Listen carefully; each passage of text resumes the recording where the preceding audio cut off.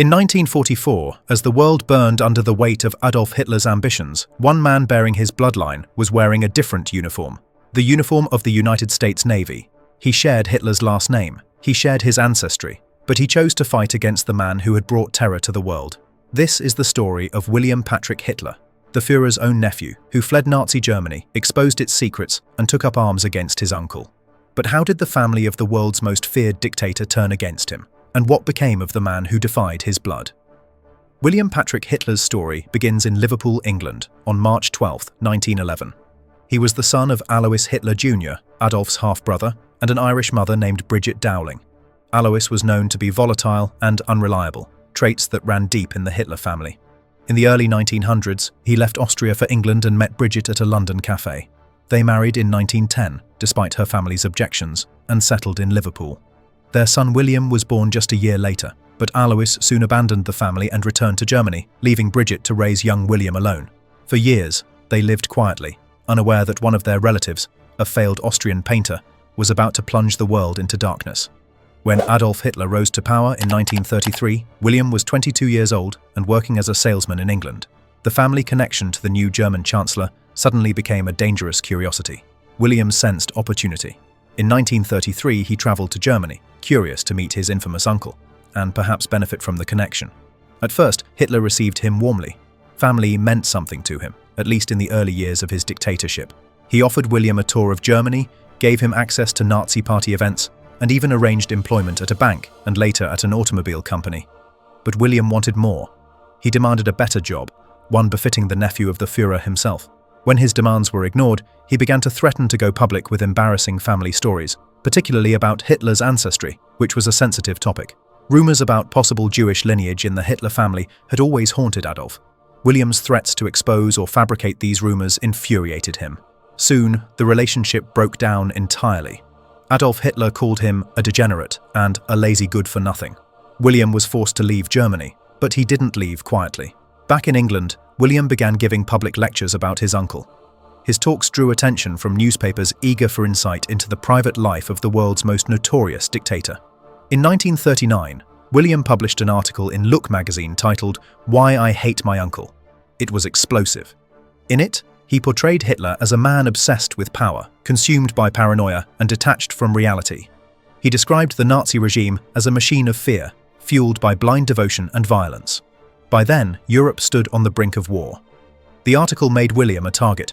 If Germany invaded Britain, Hitler's nephew would have been one of the first men on the Gestapo's list. So William fled again, this time across the Atlantic, to the United States.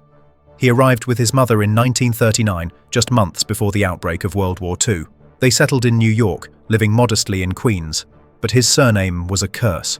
Employers were reluctant to hire a man named Hitler. Suspicion followed him everywhere. He was the nephew of the most hated man on earth. Then, after the attack on Pearl Harbor in December 1941, William decided to act. He wrote directly to President Franklin D. Roosevelt asking to join the US military. In his letter, he explained who he was and why he wanted to fight. "I am the nephew of Adolf Hitler," he wrote, "but I want to prove that I am not like him." It took some time. The US government was understandably cautious. The FBI investigated him thoroughly, fearing he might be a spy. But after background checks and interviews, William was cleared. In 1944, he was sworn into the US Navy. Imagine the irony. As the Third Reich stood on the verge of collapse, Adolf Hitler's own nephew was serving in uniform against him, carrying the same bloodline but fighting for the opposite cause. William served as a pharmacist's mate, roughly equivalent to a medical corpsman. He treated wounded soldiers, provided medical care on naval vessels, and endured the dangers of war in the Atlantic theater. He never sought publicity for his service. His comrades knew him by his alias, William H. Stewart Houston.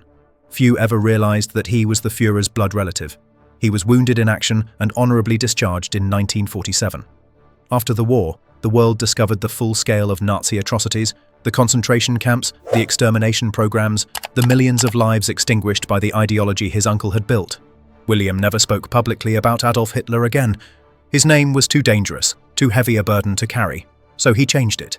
He legally became William Patrick Stewart Houston, taking on a name that blended into the quiet rhythms of post-war America. He married a German woman named Phyllis Jean-Jacques and settled in Patchogue, Long Island. Together, they had 4 sons. To the neighbors, they were just another American family. Few suspected that this soft-spoken man, running a small medical laboratory, was related to history's greatest villain, but the shadow never left. William's 4 sons grew up under the weight of their father's secret. They knew the truth, and they made a pact. None of them would have children. It's believed that they wanted the Hitler bloodline to end with them. Today, historians say that 3 of William's sons are still alive, living quietly in the United States under assumed names. They refuse interviews. They refuse to speak about their infamous ancestor. Their silence, perhaps, is their final rebellion, a refusal to let the name Hitler ever rise again.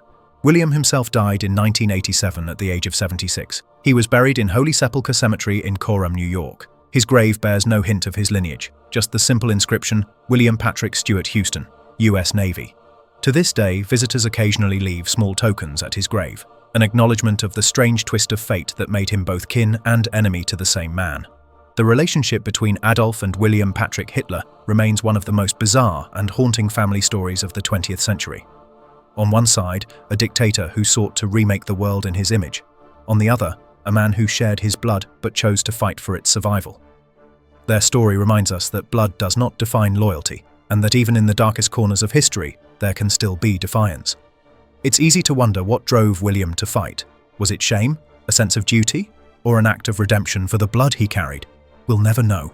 But what's certain is this: in a world consumed by the madness of his uncle, William Patrick Hitler chose to stand on the other side of history, and he never looked back. In the decades since his death, speculation has persisted. Some claimed he lived in fear of Nazi sympathizers long after the war. Others say he remained bitter at how the press sensationalized his family ties. There are even rumors, never substantiated, that US intelligence agencies kept quiet tabs on him, fearing his name could be used for propaganda. But none of it can change the reality that William lived the rest of his life trying to erase the past, and perhaps to atone for it. When historians trace the family tree of Adolf Hitler, they find a pattern of broken lives and quiet disappearances. Adolf's half-siblings, their children and descendants scattered across Europe and America, many changing names, others vanishing entirely. It is as if the family itself dissolved into anonymity, a genetic line determined never to repeat its own history. William's life, in many ways, symbolizes that effort, the desperate attempt to live an ordinary life in the shadow of extraordinary evil. His story also forces us to confront a difficult question: can a person truly escape the sins of their bloodline? William's journey suggests that perhaps, with courage and conviction, one can. He was not a hero in the traditional sense. He didn't lead armies or change nations, but he made a moral choice to reject his uncle's ideology, to stand on the side of decency, and to fight for a world free of the tyranny that his own name represented. In doing so, he ensured that the name Hitler would never again stand for unity within his family. Only division, resistance, and remorse. William Patrick Hitler's life is a quiet but powerful reminder of how even the darkest legacies can be defied. He was born into a name synonymous with horror, but he refused to let it define him. He fought not only for his country, but against his own blood. A man who had brought ruin to millions. When he died, the world barely noticed. And perhaps that was exactly what he wanted: peace, anonymity, and silence after a lifetime of unwanted attention. In the end, the nephew of Adolf Hitler fought for the Allies, built a family, and helped ensure that his infamous bloodline would end with him. If you found this story as haunting and fascinating as we did, let us know your thoughts in the comments. Don't forget to like, share, and subscribe for more untold stories from the dark corners of history. And as always, thanks for watching.